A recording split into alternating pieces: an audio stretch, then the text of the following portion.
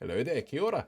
Hans Gruber here tells me that it's the start of December, which means that over the next month everyone's going to get really busy and tied up with other things and focusing on everything else that's happening. So we're going to wind things back a little bit. But don't worry, there's still going to be the odd video over the next week or two before we start rolling into. Actually, I think over the next week we start kicking off into some classic stuff that I've rebranded ever so slightly just to basically feed the algorithm. But before then, you can watch this week's Omnibus, where we talk about everything from how David Seymour impacted a whole bunch of different media outlets last weekend in different ways, all the way through to a really long piece of disinformation that came out from the Prime Minister about getting the country back on crack.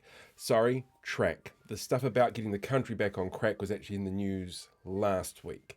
This week's news was supposed to be happy and positive, but there was still, dead whales in there and a nudist music festival, which I wasn't invited to, which is probably a good thing because ain't nobody want to see that. So yeah, sit back and enjoy the Omnibus. And as a little bit of a bonus extra, I've actually put in here the awards that we did as well for the final Behind the Walls show. So something a bit positive and happy. Sit down, relax, maybe put it on in the background while you're decorating the Christmas tree, because apparently you can do that now according to the poll that we did on our last show as well, where like 55% of people are like, no, you don't do it before the start of December. So it's the start of December. Like I said, Hans Gruber told me so. Sit down, enjoy, and follow, like, share, subscribe, become a member. Becoming a YouTube member is great.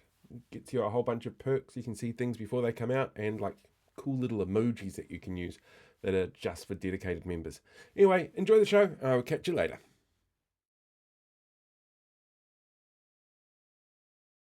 Hello there, kia ora. Language is a fascinating tool. As a communication tool, we can learn a lot about the positions our media takes and the positions our politicians want us to take by looking at the language used. And this weekend, we saw some really fascinating examples of it. And they were all kind of centered around David Seymour. Seymour actually impacted the way three different media outlets made decisions on how to platform issues related to his stance and views, all in different ways. The first was a story on RNZ about a public meeting that Seymour had in New Plymouth. It pointed out that there was about 200 people there. They were mostly older, Pākehā presenting, and it described them as quote unquote highly engaged on Māori issues. Now, sarcasm doesn't translate all the time in written form, and I really hope that that's what RNZ was going for, because highly engaged here is easily interchangeable with incredibly racist. One attendee said Māori were like seagulls. If you feed them, more come and start crapping on you. There was talk about how much Māori blood makes you Māori. Māori elite redefining te tiriti to serve their own needs, and that before colonisation, Māori were always at war, killing each other anyway. These are quite clearly indoctrinated racist views. To platform them as highly engaged on Māori issues is clearly downplaying that racism. One of them even mentioned a post doing the rounds on far-right social media about John Tamahere and how much people at the Waiparere Trust get paid. A post with no evidence, references, or confirmation. But it's been taken as gospel by those who want to believe the disinformation, which are exactly the sort of people that Seymour likes to target. But we'll get into that shortly. The second event was Seymour's appearance on Q&A with Jack Tame. In it, Seymour was pushed back on trying to muddy the waters between what does actually exist in the founding document and its direct meaning with what he thinks should be the interpretation. He tried to twist out of the fact that as a Minister of the Crown putting forward a bill to change the meaning of Te Tiriti, it's seen as one partner in the agreement making unilateral decisions without the other. He tried claiming that at least colonisers never put Māori on reservations like the USA, but ignored the fact that confiscated land and military actions confined Māori to specific areas, like the King Country, and limited their access to resources just the same way that reservations did. He called it a cute argument, being given the data and facts that contradicted his stance, and began talking about how the real problem with Te Tiriti isn't about equal rights, it's about resource management and access. He made a blatantly false line about students being pulled from classes and being forced to learn Te Reo Māori. It was painful in places. The third media event, though, is the most surprising. The All Blacks played Italy last game for TJ Perenara, and he led a haka for it, calling for people to honour the land and Te Tiriti, which was cut from the All Blacks online channels. Sky Sports still showed it on theirs, but an argument around sports and politics mixing was dredged up with it.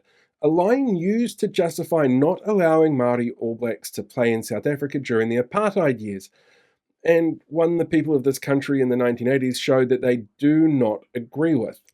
The last one is kind of fascinating. It led to an alt-right meltdown about the All Blacks going woke, just like car manufacturer Jaguar, and apparently ruining our international reputation. They complained that Jack Tame was too nice to Debbie Ngarewa-Packer, too mean on Seymour, not allowing him to answer questions by constantly correcting him, and it was nice RNZ were finally talking to real Kiwis about the issues facing them. All of this, though, is really important in highlighting public pressure for and against Seymour's bill. In media theory, we can look at something called the agenda setting theory, where media is used to set up narratives that the public can get behind. And politicians of every stripe are always trying to get media to do this, and David Seymour has tried really hard to do this. This bill in particular has led to Seymour getting exponential coverage in media because he's the go-to person every time one of hundreds of groups or experts or individuals come out and say that this bill is dangerous and wrong. But there's also an evolutionary element of this theory that we call opposition agenda setting, where those in opposition forcing a narrative change from those in power. When a vocal opposition drowns out support for a policy or action, you'll often see politicians change their stance over time and adopting similar positions to the vocal opposition that they're receiving. It shows media agenda setting works both ways when public outcry is so strong. And arguably, the opposition to Seymour's bill is the most vocal opposition that we've seen to a bill in generations. While this opposition won't change Seymour and ACT's plans, it does have other impacts. It sends a clear message to other coalition members that the bill is unpopular with voters, and it makes it much harder to justify messaging from media giving Seymour an unfettered platform. It makes sycophants who support this bill seem even more isolated and even weirder than they already are as they lash out, which creates even more public pushback. The downside is that this is often a slow process. It can take time for political parties to change in a way which isn't jarring to their core follower base. And simple narratives like Seymour's, who could argue against everyone being equal, is deliberate to appeal to uninformed voters. It's actually a method he championed in his book, Birth of a Boom, where he claims special interest groups and simplistic messaging allows ignorance to dominate voters and exploit their unwillingness to educate themselves on complex issues, like the restitution and redress process involving working through Te Tiriti. Now, just because research shows keeping up public pressure should help ensure coalition parties that they may feel like they're no longer at the mercy of the whims of a minor party, and that they shouldn't consider flip-flopping, there are still steps that people can take to ensure the messaging that we see is having less impact from Seymour and his crowd. Educate those around you about the complicated issues at hand. Point out the methodologies being employed to keep them happy and uninformed. And make sure you're working on that pressure towards MPs by making your voice heard. And one of the ways you can do that is to get your submission in for the Select Committee if you haven't done so already. Knowledge is power, and your voice can be as loud and persuasive as any politician's. Hello there, kia ora. This week marks the 1-year anniversary of the current government coming to power and being sworn in. To celebrate, the coalition parties have been releasing PR content to show how much they've done, or at least how much they want you to think that they've done. David Seymour praised the fact that there's less tax, less red tape, fewer ram raids and race-based policies, making sure his dog whistle gets heard. And at the time of putting this together, New Zealand First hadn't actually made any comment, their last post being a condolence post about former MP Nikki Kay. And National released a swanky promo video talking about all the hard work they've done to get the country back on track. It starts off with our millionaire Prime Minister, who's been selling his properties with no taxed capital gains on them after he moved the Brightline test, telling us he knows that Kiwis are doing it tough. I know many Kiwis are still doing it tough. Our country is coming out of a recession driven by wasteful government spending. The wasteful spending he mentions, well, there's a few elements to that, but wasteful spending is an easier soundbite. It includes all the money spent on keeping people alive and businesses afloat during the height of the pandemic when lockdowns were in place, and initial work on a range of projects like a second harbour crossing and light rail in Tamaki Makaurau. But because they kept telling people that projects needed to turn sod on the day that they started instead of carefully planned, organised, evaluated and prepared for, along with making sure every single person impacted by big projects was involved in whatever way they needed to be, well, they convinced people that that meant nothing had been done. So, wasteful spending. That wasteful spending drove up interest rates and it sent the cost of living skyrocketing. Oh, that cost of living crisis he mentions, well, that was caused by a huge range of international factors, which he admitted to in a video he did before going to the United Nations and meeting Joe Biden. In short, what happens overseas directly impacts our way of life here in New Zealand. But again, it's now the previous government's fault, apparently. Yeah, our priority has been rebuilding the economy to get it working for you. Their priority to rebuild the economy started with tanking it, cancelling ferry orders to pay for landlord tax breaks, cancelling the report IRD was doing into tax fairness and rushing through changes to government organisation names to minimise the use of Te Reo Māori, getting rid of fair pay agreements and the Māori Health Authority, cancelling or cutting funds to climate change programs, delivering the smallest ever minimum wage increase, reversing smoke-free laws and scrapping affordable water reform. The wasteful spending tap has been turned off. The tap he mentions, well, that was the money being spent on things like the Dunedin Hospital build and other hospital upgrades around the country, road safety improvements for multimodal access growth, education funding into Te Reo Māori courses that were cancelled based on deliberately misleading data released by the government, school lunches that don't look and taste like cardboard, and underfunding core services like the health system. Savings are being made across the board. Those savings have come at the expense of thousands of government workers, with more to come, at the expense of a working health system, education systems, and climate mitigation plans. And we have given hard-working Kiwis tax relief. Oh, that tax relief. Well, hard-working Kiwis on minimum wage got a couple of extra dollars a week. They also stopped funding disability groups to ensure that people being employed by them had their wages topped up to minimum wage. The tax relief didn't offset the increased costs in primary health care access, prescription medicine, public transport costs, power costs, increases in food costs, and rent. Inflation is down. Interest rates are down. Inflation and interest rates were predicted to be at this level years ago when the impacts of the pandemic were becoming apparent. The sticky parts of inflation right now are actually caused by this government's spending and the impact it has on the wider economy, and interest rates were adjusted quickly when it became clear that the government policy had stifled the economy too hard.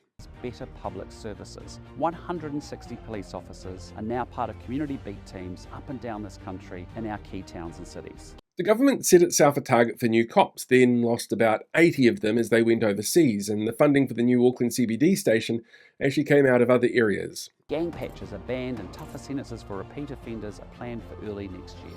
Gang patch bans are ineffective. They don't stop crime and they don't deal with the causes of gangs in any way whatsoever. Children are doing an hour of reading, writing and maths each and every day.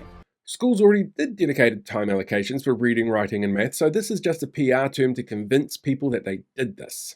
Up to 26 more cancer treatments are on the way, with more than a dozen already available.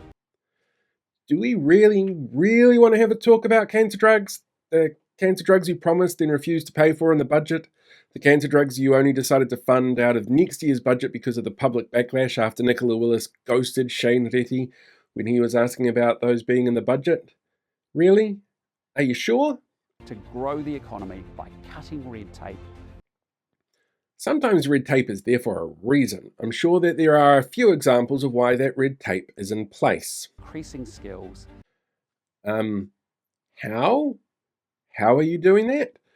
Moving the fees-free year to the final year doesn't increase skills, and telling schools that they can get rid of courses to focus on reading, writing and math, that's not increasing skills. Or maybe you're thinking of the skills kids get in boot camps these days. Investing in infrastructure. Do we need to talk about the ferries and the hospitals again? Oh, but you did invest money into pothole repairs and roads of regional significance by removing money from road safety and public transport budgets. And you are not changing your climate change policies, and climate impacts are one of the leading causes for potholes. So you're literally throwing money into a hole and hoping that the problem goes away. Trade and investment, because that's how we can help you Oh, has anyone mentioned yet that your trade deals are in danger? Most of them are now reliant on environment impact outcomes, and your climate change policies have put us at risk of not meeting the obligations for trade deals in China, Europe, and the United Kingdom. That's how we create high-paying jobs, lift incomes, and help you to get ahead. You haven't created a high paying job outside of Seymour's Ministry of Regulation.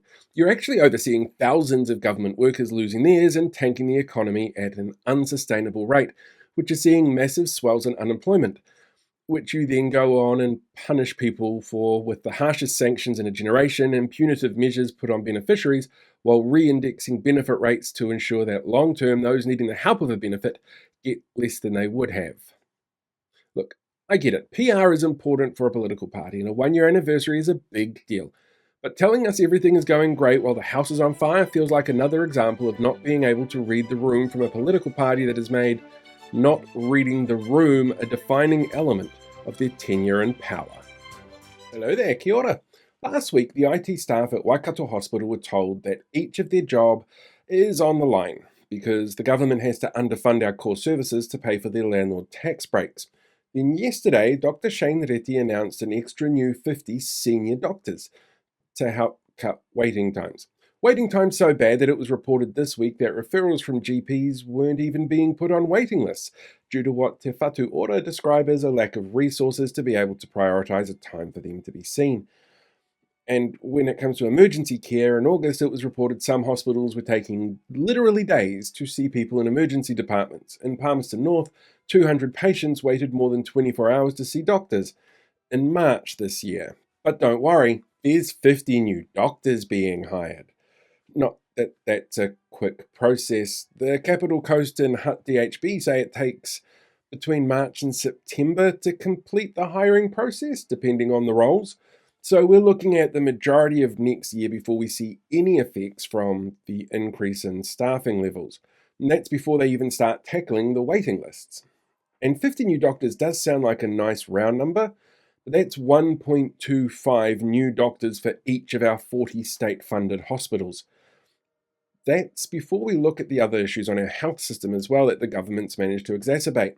While we have had long-term issues with declining numbers of primary health providers, the increase in doctors that are being trained at the moment, whether that's through an increased intake in current medical schools or Waikato University eventually getting its medical school up and running, well, that's going to be almost a decade before the impacts of that are going to be seen. While in March it was reported that doctors here are leaving in droves because they find the current work conditions and support levels unsustainable.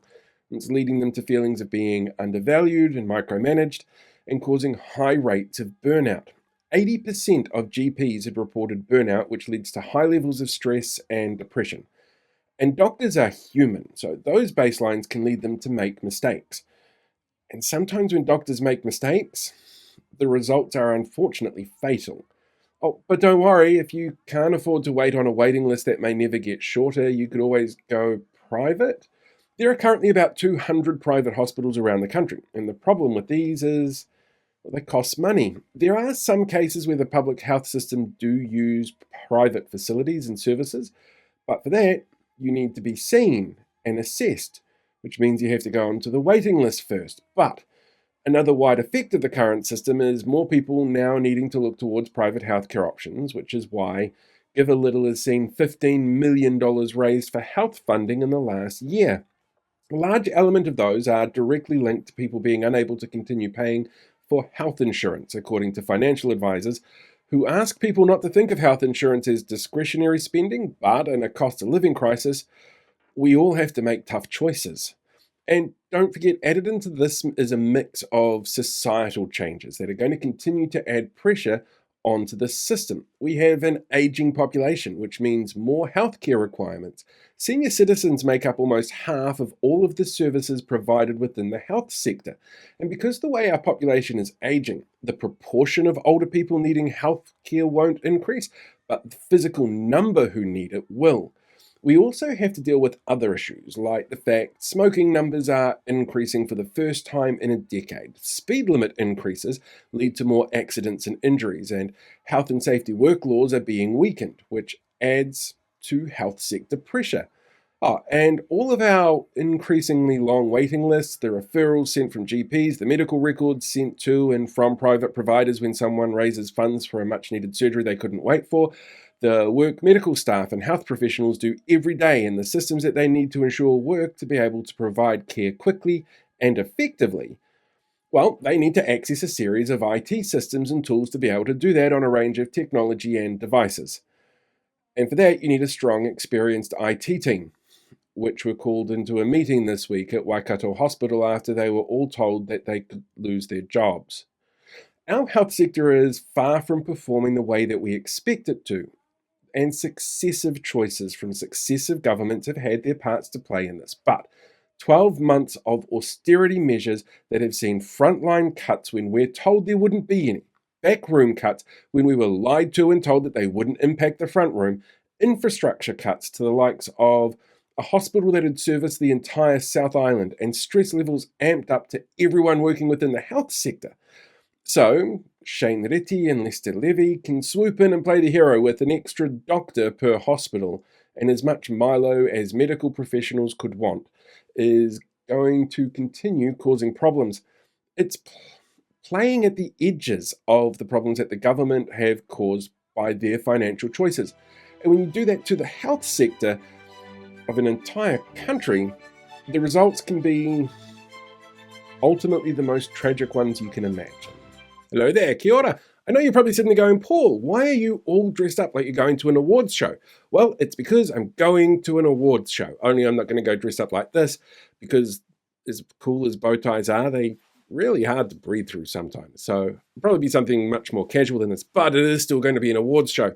You see, tonight is actually our last live stream that we're doing for the year on the YouTube and Facebook page, and we're giving out a whole bunch of awards. We put it out to some people who watch the show on those platforms saying, what awards would you like us to give out and who would you like us to give them to? So we've got the results in and we're going to present some awards. But on top of that, we also have exclusive interviews lined up. We've got the former Mayor of Wellington, Justin Lester, will be popping in to have a bit of a chat, to tell us about his perspective on what's going on with the Observer and Wellington City Council. We've got Priyanka Radhakrishnan showing up, the Labour Party spokesperson on disability issues. We've got current Wellington Mayor Tori Whanau showing up. We've got Hamilton City Councillor Louise Hutt will be there. And we've got Kieran McAnulty as well, popping in for a brief chat. So it's going to be a really full-on show, which might explain why I want to be able to breathe, and we'll take off the bow tie. So yeah, 7:30 Friday night, YouTube and Facebook. It's all linked in the bio, super easy to track down. Be fantastic for you to come along, enjoy the show with us, and hear what everybody has to say, and try to end the year on a relatively positive note, considering the rest of it has been just really kind of dark, really. So yeah, let's do something fun, positive, and give out some awards, because, well, why wouldn't we? We can do that. Anyway, I'll catch you there. Hello there, kia ora, and welcome to the last news update for 2024. Residents of Auckland's Muriwai Beach have created memorial artwork out of the remains of homes destroyed by Cyclone Gabriel in 2022.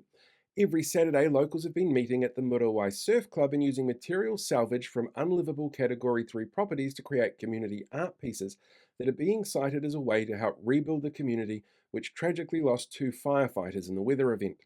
The final sculpture will be 5 or 6 columns up to 4 meters high, covered with unique mosaics made by community members with items salvaged from their homes in the aftermath of the cyclone. Work is already underway for the sculpture pieces to be placed next to the Muriwai Ranger Station, with most of it expected to be unveiled in time for the February anniversary of the cyclone. In Ruakaka, the Department of Conservation is praising community members who came together with no notice to help care for and refloat a pod of 50 pilot whales, especially the support given by local iwi Patuhara Kiki, who led the efforts with what Doc is calling an amazing example of genuine care and affection for the animals. While 3 adults and 1 calf couldn't be saved, the rest of the pod were successfully refloated and returned to the ocean, and the area has been continually monitored since then by both Doc and local iwi. Australia's Macquarie Dictionary, the longest running dictionary of Australian English, has selected its word of the year for 2024. The winner? Inshitification, which is a slang term for gradual deterioration of products and services brought about by a reduction of quality. Other words considered included sigma, over-tourism, and raw dogging. If you want to use the term in a sentence, you could say, because of enshittification on Twitter, you'll find me on Blue Sky. In Kirikirira, Hamilton this week, the city played host to one of the region's most well-known artists, Neil Finn, who along with the rest of Crowded House, seen here not in a house or anywhere crowded, performed to a huge crowd after taking a dig at Sovereign Citizen-aligned Hamilton City Councillor Andrew Bidder.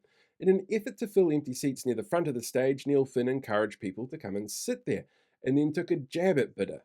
Well, maybe jab is the wrong word for someone so against vaccines, but they laughed as they said it, and they hoped that they weren't Bidder's seats. According to people close to the Finns, they are unimpressed with Bidder's refusal to apologise for using ableist slurs to denigrate the disabled community, and wanted to use the opportunity to make sure their views were heard.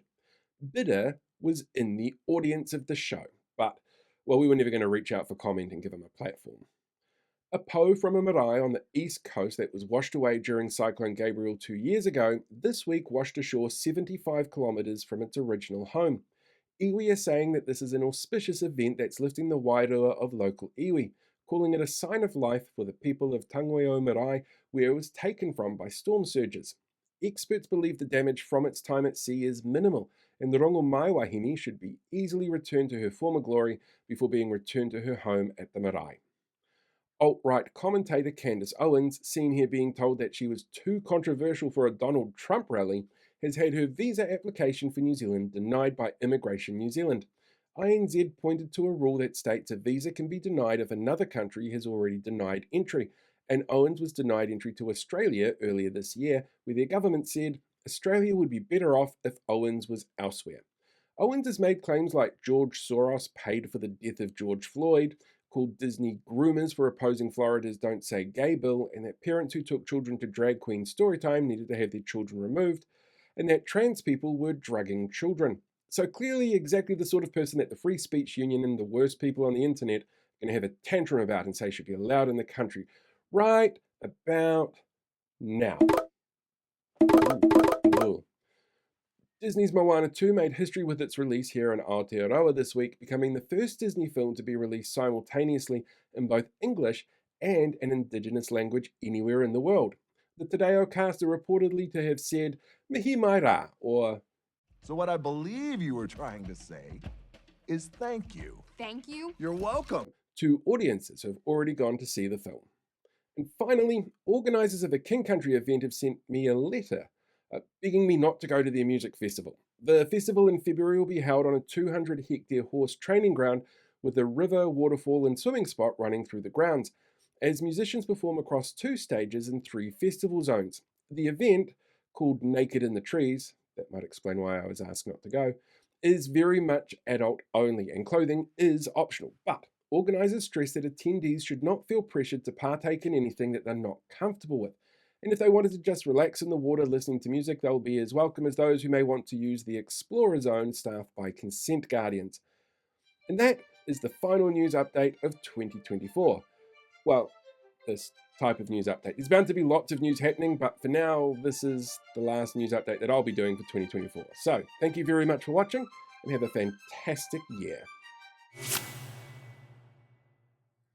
Tēnā rawa tu kia koutou katoa. It's my privilege and honour to announce the winner for the most outstanding political moment this year in 2024 goes to none other than my hoa mahi, Hana Rāwhiti Maipi Clark.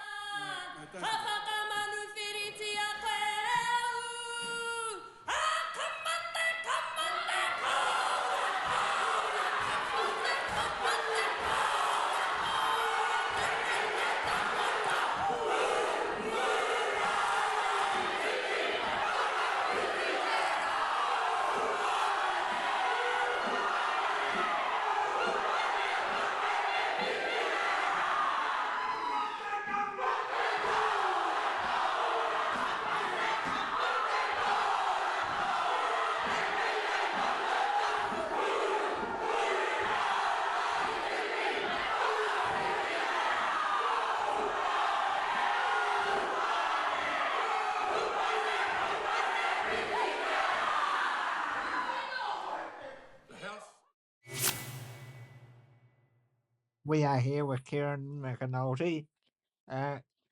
we have an award.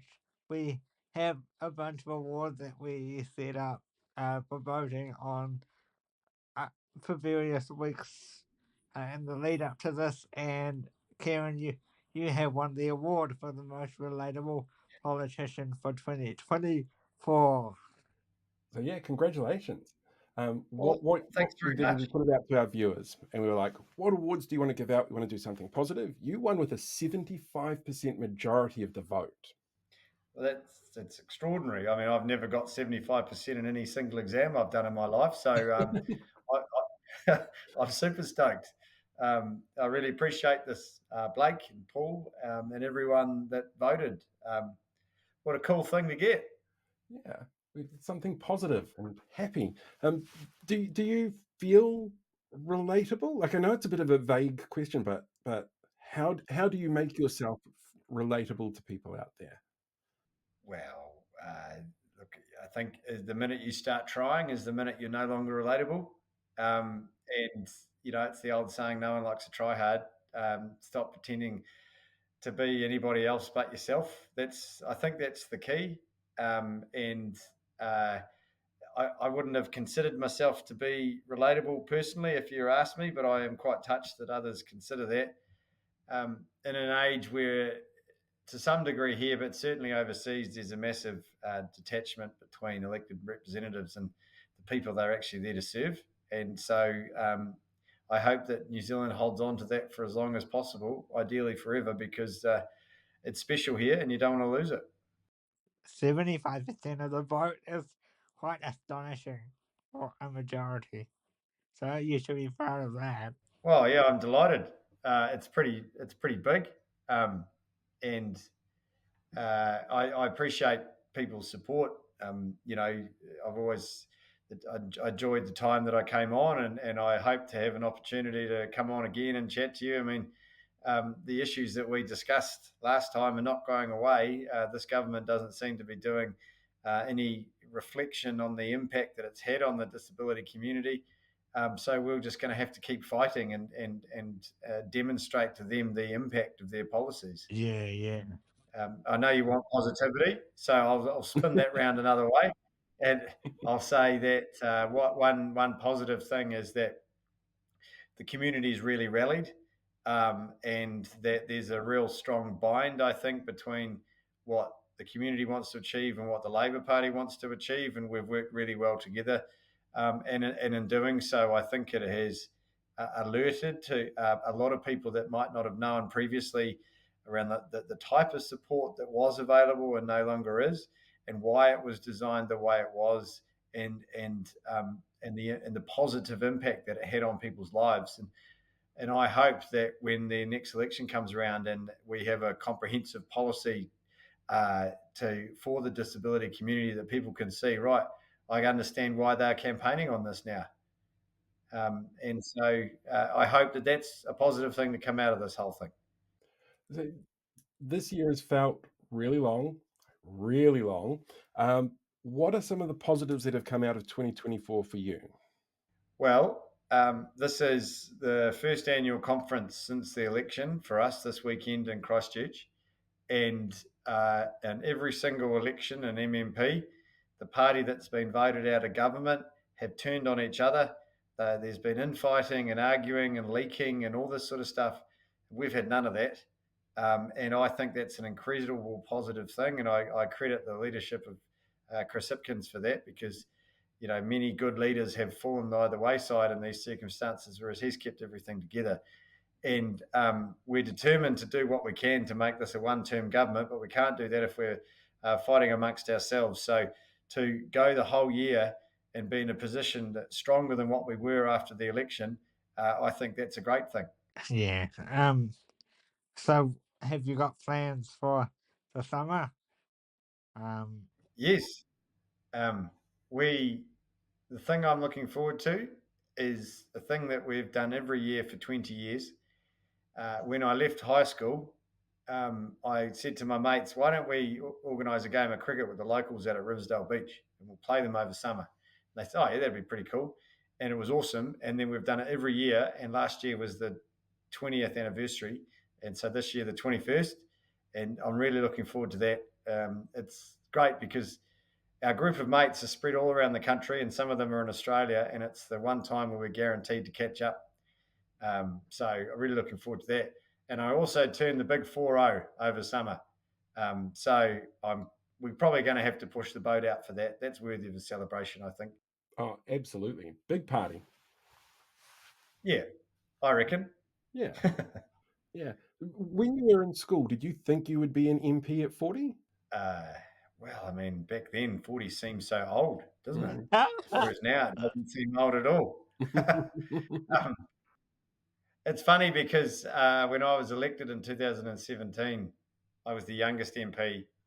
And then I was in the second term, I was the youngest minister. And I'm still one of the youngest, but I'm no longer the youngest. And I'm sort of in that weird stage where, even though I'm relatively young, I've got a little bit more experience now. But I've still got so much more to learn, and it's great to be around the MPs like those that have served for a long time, like my mate Damien O'Connor. And he's seen it all before. I mean, he's been there since 1993. And I sometimes remind him that I was 8 then when he first got elected. And I can tell you one thing, I didn't dream of being an MP when I was 8. So, I don't think yeah, many people do. no, that's right. So, yeah, so those are my plans, Blake. Before we let you go, are you going to invite Mr. Bishop to the cricket game? No. We have a certain standard that needs to be upheld.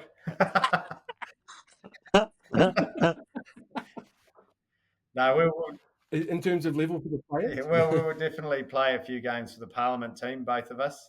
He's actually quite a handy little cricketer. He's a good in-swinging little bowler. He's very tricky to play. So, no, I'm looking forward to that. For me, you just can't beat a game of cricket. It's like the quintessential summer activity. It is, and you can adapt it in any way and anywhere you are, be it on the beach, or the backyard, or in a paddock, or whatever. It's just great fun, and my family always have a game of backyard cricket on Christmas Day, and the kids get involved, and I can remember doing that from as long as I can remember, and all the funny stories that inevitably come out the time that one cousin took off with the bat because he was packing a sad, and all this sort of stuff. It's great. Yeah. Well, thank you, Kieran, and congratulations on your award. And thank you for joining us. Thank you, Blake, and thank you, everybody, for your support. I'm genuinely delighted to receive the award. Thank you. So earlier this month, we gave people the opportunity to vote for awards for various elected officials, and here to present some awards are Tori Fardo and Louise Hutt. So I need to jump in here and confess something. I actually got you both here with a little bit of a white lie. Tori, what was the reason that I asked you to be here for? So, I'll get excited and say it's my pleasure to announce that Louise Hutt from Hamilton City Council, who's just a fabulous councillor, has won an award, and she, due to her dedication to the community, she was nominated by viewers because of her ability to make complex issues accessible and understandable to the public. And just from a personal perspective, she's obviously been a massive champion for green issues, the environment, but also for women. And as we know, the difficulties that elected members face. And she's been such a strong voice there. So I am absolutely excited to have her here to accept an award. Oh, wow. So follow-up question, Lou, before you respond to that. What was the reason that I invited you here? You invited me. You were like, hey, are you free at 12? I'd really love for you to give an award to Tori Whānau. And I was like, an award for Tori Whānau? Of course. I mean, yeah, that makes complete sense. Oh, yeah, of course. And then I texted you before this and said, so Paul, is there like a virtual award that I will be virtually... Like, what do I need to do to be prepared? Like, So that was actually accurate as well. Yeah. You are here to present Tori with an award. I see. It just saves on the editing time later if I can get you both in the same spot at the same time. I'm very surprised. Yes, that you have surprised me. So, yeah. So what was the award, Lou?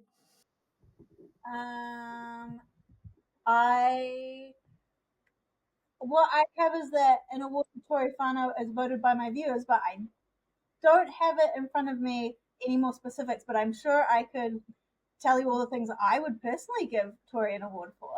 Actually, yeah, let's do that. What would you give Tori an award for? And then I'll tell you afterwards what it is, because I bet you they match up really well.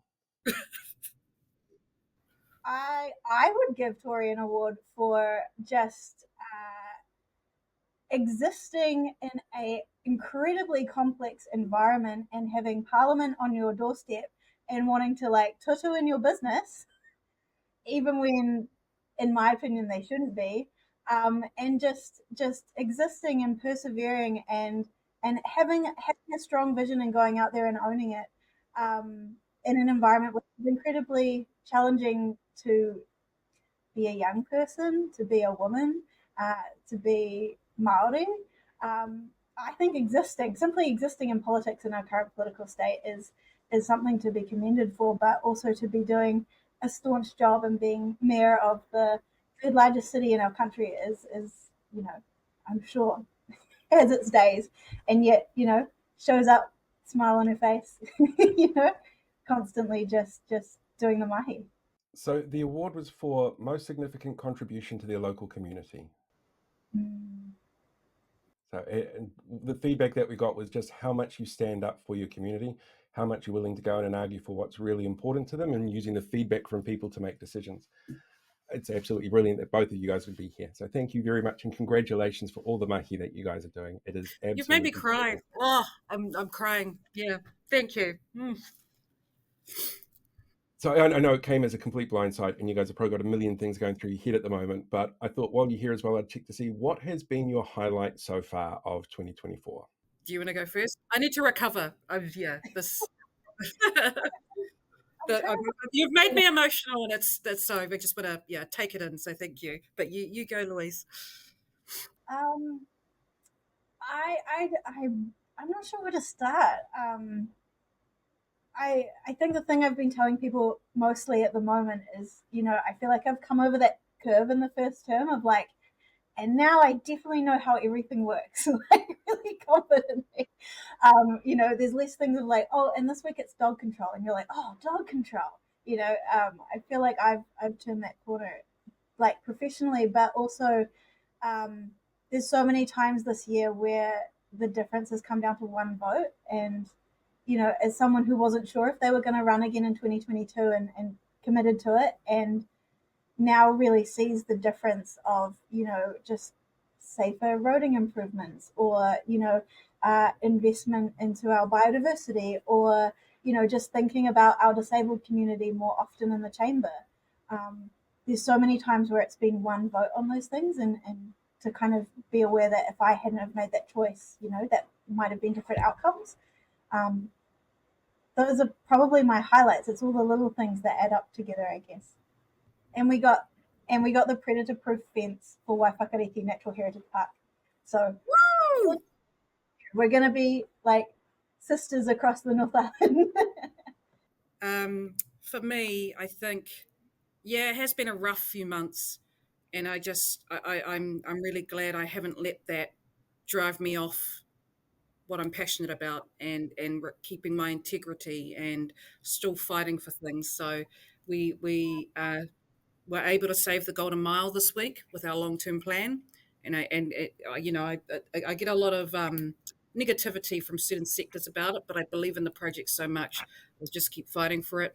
We've reset our relationship with Mana Whenua after a rough patch, and it really has set a beautiful scene over the last couple of weeks. I was able to stand alongside them as we welcomed our manuhiri to the hikoi last week, and I think that was probably one of the most meaningful moments of my life, I would say, standing on stage with them, giving up the, while they're giving a pōwhiri, and being able to honour my tupuna with that significant moment. And then actually getting a majority vote for the latest LTP with our council. We've been a hearty bunch, but we've actually worked as a collective this week, and it's paid off. So I've loved this week, and this has been just an amazing way to end the week.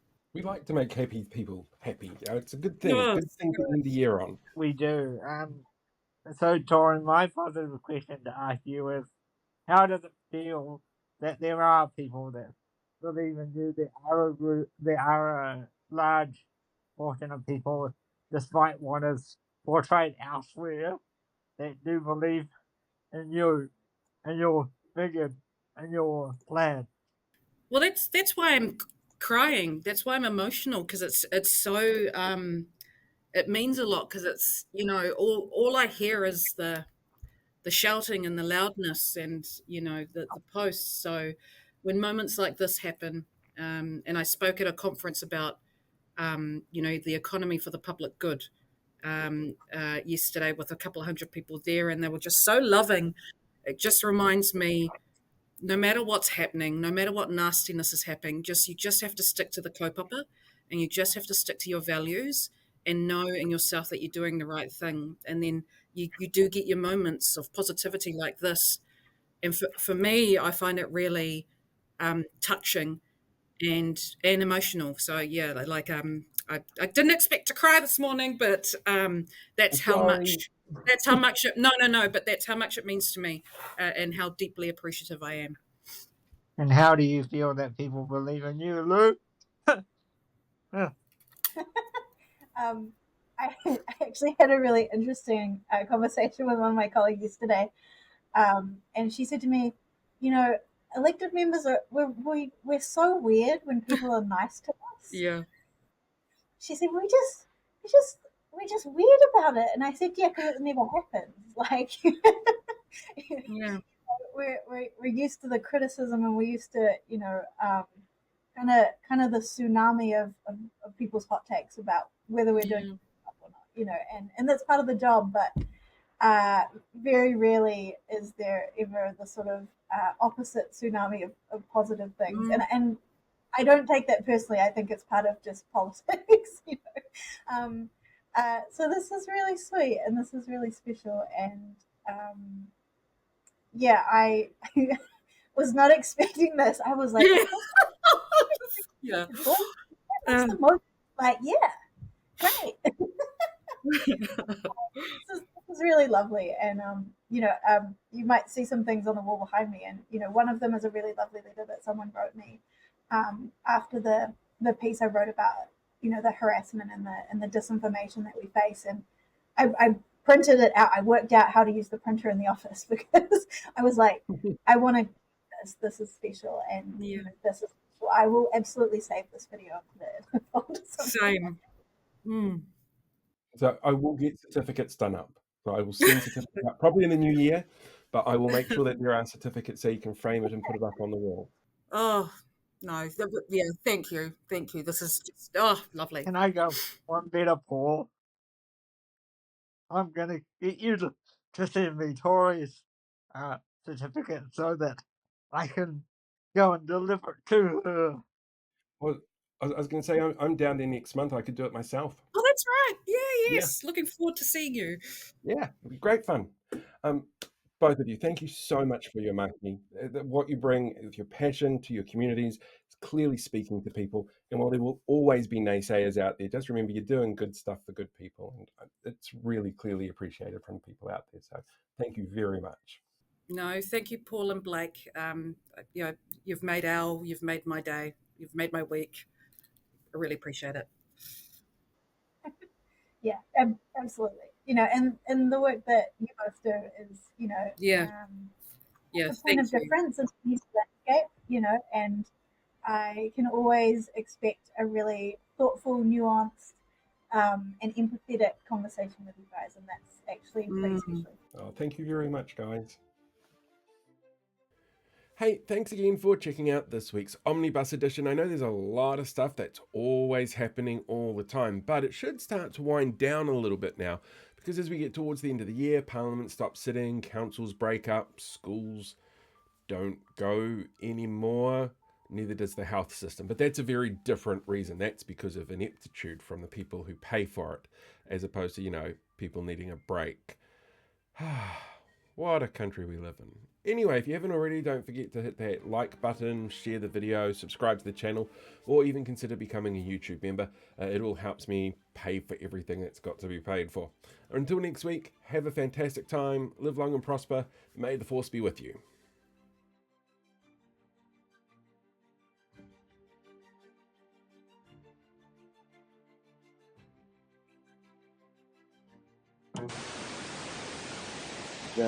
Here.